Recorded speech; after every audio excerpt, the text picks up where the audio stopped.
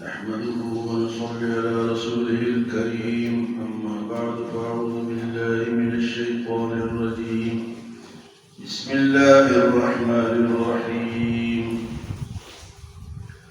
ما قطعتم من لينة أو تركتموها قائمة على أصولها فبإذن الله وليخزي الفاسقين وما أفاء الله على رسوله منهم فما أوجفتم عليه من خير ولا ركاب ولكن الله يسلط رسله على من يشاء والله على كل شيء قدير.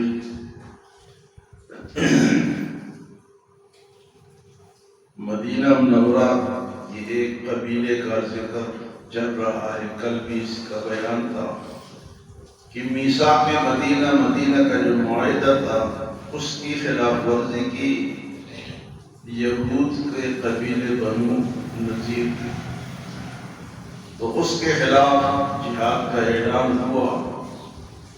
تو جب اعلان ہوا تو وہ لوگ قلعہ بند ہوا، قلعوں کے اندر جا کے چھپ گئے.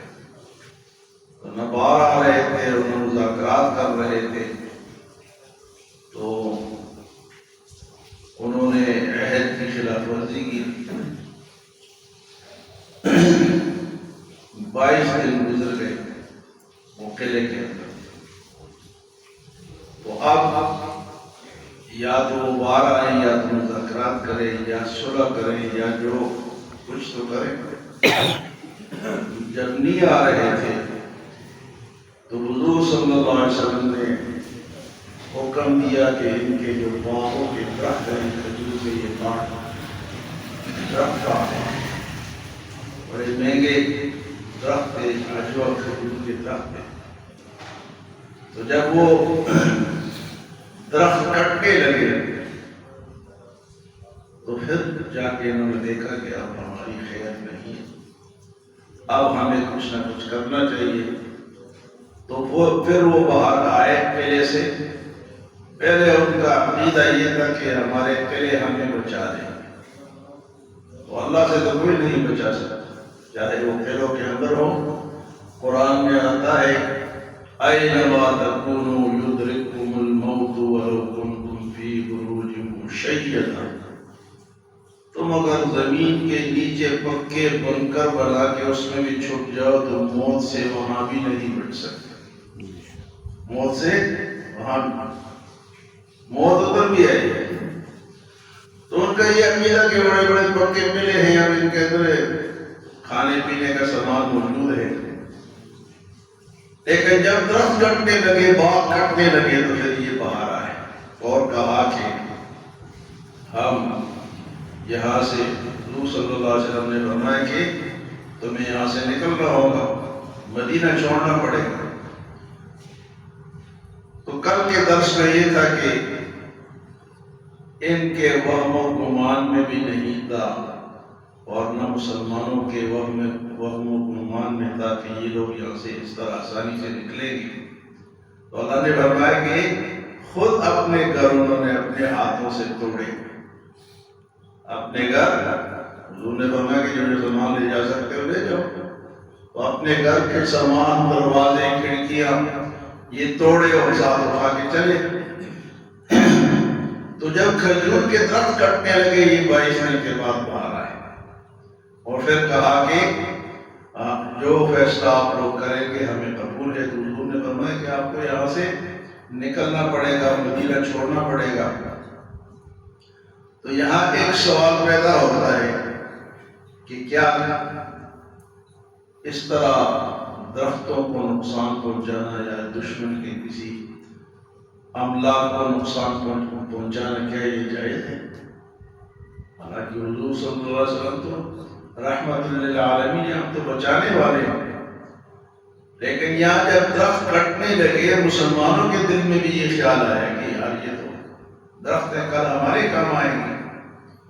لیکن یہاں فرمایا کہ یہ اللہ کا حکم تھا. کس کا حکم تھا؟ اللہ کا.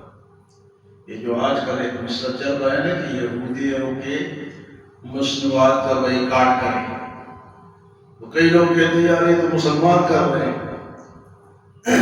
قادیانیوں کی کمپنی ہے شیزاد، تو جب ہم کہتے ہیں کہ یہ نہ بیچو یا اس کو استعمال نہ کرو یا یہودیوں کی پیپسی شیپسی استعمال نہ کرو، تو لوگ کہتے ہیں یار یہ تو کاروبار تو ہم کر رہے ہیں، فائدہ تو ہمیں ہو رہا ہے. لیکن جس طرح ان کھجوروں کا فائدہ اس قبیلے کو ہو رہا تھا تو اللہ نے فرمایا کہ اس کو کاٹ. تو قرآن سے ثابت ہے دشمن کے یہ جنگی حکمت عملی ہے. جنگی حکمت بھئی اگر وہ ہمیں کسی طرح نقصان پہنچاتے تو ہمیں بھی ہر طرح کا لڑائی میں نقصان پہنچانا ہی جائز ہے اور اللہ کا حکم. تو یہاں اللہ پاک فرماتے ہیں ما قطعتم من لینۃ، وہ درخت تم نہیں کاٹ رہے تھے جڑوں سے کھجور کے، او ترکتموها قائمۃ علی اصولها، اور یہ جن کو چھوڑ رہے تھے، کچھ کاٹ رہے تھے کچھ کو چھوڑ رہے تھے. تو فرمایا کہ کچھ کو تو تم اپنے جڑوں پر قائم رہنے دے رہے تھے اور کچھ کو کاٹ رہے تھے. ما قطعتم من لینۃ او ترکتموها قائمۃ علی اصولها فبإذن اللہ. یہ کس حضور نے کس کی طرف سے فرمایا تھا؟ اللہ کی طرف سے کہ بھئی یہ کاٹو. تو جنگی حکمت عملی میں دشمن کے مال کو بھی نقصان پہنچانا جائز ہے، کیونکہ وہی مال کو استعمال کر کے ہمارے خلاف وہ ہتھیار بناتا ہے. تو ہم کہتے ہیں کہ ایک پیپسی سے کیا ہوگا؟ ایک پیپسی ایک دنیا ہوتی پھر ہزاروں ہوتی ہے. یہی پیسہ ان کے پاس جاتا ہے، یہی سے پھر اسلحہ خریدتے ہیں، یہی سے پھر آپ کو مارتے ہیں. تو یہ قرآن سے یہ بات ثابت ہے. اگر کسی کو سمجھ نہیں آتی تو آگے قرآن پڑھیں. ما قطعتم من لینۃ او ترکتموها قائمۃ علی اصولها فبإذن اللہ، یہ اللہ کے حکم سے ہو رہا ہے. اور دوسری بات ہے وَلِيُخْزِيَ الْفَاسِقِينَ، تاکہ یہ فاسق گناہگار لوگ ذلیل ہوں، خوار ہوں، ان کا مال ختم ہو تو ان کو ذلت بھی ملے. دو باتیں، ایک تو اللہ کے حکم سے، دوسرا تاکہ ان کو ذلت ملے. اچھا یہ جو وہ وہاں سے نکل گئے چلے گئے، جو سامان لے جا سکتے تھے لے گئے، لیکن جو غیر منقولہ چیزیں تھی، جائیداد تھی، زمینیں تھی، درخت تھے، وہ تو نہیں لے جا سکتے. تو لازمی بات ہے مسلمانوں کو مل گئی تو اس مال کو مال فے کہتے ہیں. کیا کہتے ہیں جی؟ مال فے. ایک ہے مال غنیمت اور ایک ہے مال فے. مال غنیمت اس مال کو کہا جاتا ہے جو جہاد کرتے ہوئے دشمن کو شکست ہوئی اور وہاں کے ساری چیزیں قبضے میں آ گئی، اس کو کہتے ہیں مال غنیمت. اور اگر لڑائی کے بغیر مل جائے اس کو کہتے ہیں مال فے. تو مال غنیمت کا حکم اور ہے اور مال فے کا حکم اور ہے.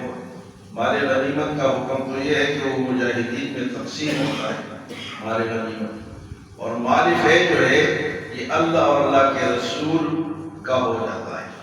اب اللہ جس طرح چاہے یا اللہ کا رسول جس طرح چاہے اس طرح یہ تقسیم ہوگا. یہاں پر اللہ پاک فرماتے ہیں وَمَا أَفَاءَ اللَّهُ عَلَىٰ رَسُولِهِ مِنْهُمْ، اور اللہ نے جو اپنے رسول کو وہ مال دیا جو بچ گیا، وہاں سے لوگ نکل گئے، تو اس کو مال فے کہتے ہیں. فَمَا أَوْجَبْتُمْ عَلَيْهِ مِنْ خَيْلٍ، تو اس کے لیے فرمایا تم نے گھوڑے تو نہیں دوڑائے تھے. اگر کسی کے دل میں یہ ہے کہ ہمیں کیوں نہیں ملا، تو اس لیے یہاں لڑائی نہیں ہوئی بغیر لڑائی کے مال ملا. اللہ فرماتے ہیں تم نے نہ گھوڑے دوڑائے ولا رکاب، اور نہ اونٹ دوڑائے، یعنی تم نے کوئی کوشش اس کے بغیر اللہ نے دے دیا. تو اس کو کہتے ہیں مال فے. تو فرمایا کہ فما اوجفتم علیہ من خیل، اس کے لیے تم نے گھوڑے نہیں دوڑائے، ولا رکاب اور نہ اونٹ دوڑائے، ولکن اللہ یسلط رسلہ علی من یشاء، لیکن اللہ جب اپنے رسولوں کو چاہتا ہے تو کسی قوم پر مسلط فرما دیتا ہے، فتح دے دیتا ہے بغیر لڑائی کے۔ اللہ کی شان ہے، اللہ کی طاقت ہے کہ لڑائی کے بغیر اپنے رسولوں کو وہ کامیاب کر دیتا ہے۔ وَلَكِنَّ اللَّهَ يُسَلِّطُ رُسُلَهُ عَلَى مَن يَشَاءُ، لیکن اللہ تعالیٰ مسلط کر دیتا ہے اپنے رسولوں کو عَلَى مَن يَشَاء، جہاں چاہے۔ وَاللَّهُ عَلَى كُلِّ شَيْءٍ قَدِيرٌ، اور اللہ تو ہر چیز پر قادر ہے، وہ ہر کچھ کر سکتا ہے، لڑائی میں بھی کامیابی دے سکتا ہے اور لڑائی کے بغیر بھی مسلمانوں کو فتح دے سکتا ہے۔ اب جو ہمارا بھارت کے ساتھ مقابلہ ہوا یہ اللہ کی مدد سے ہوا، اللہ کی مدد آئی، تھوڑے سے وقت میں بڑا کام ہو گیا۔ تو یہ قرآن میں تو یہی کہتا ہے کہ بغیر لڑائی کے اللہ نے تمہیں فتح دے دی، تو یہ اللہ کے فیصلے ہو گئے۔ ہم سمجھتے ہیں کہ ہم نے تیر مارا ہے، ٹھیک ہے ہم نے بھی تیر مارا ہے، لیکن اصل مدد کس کی ہے؟ اللہ تعالیٰ کی ہے۔ اللہ ہمیں عمل اور سمجھ کی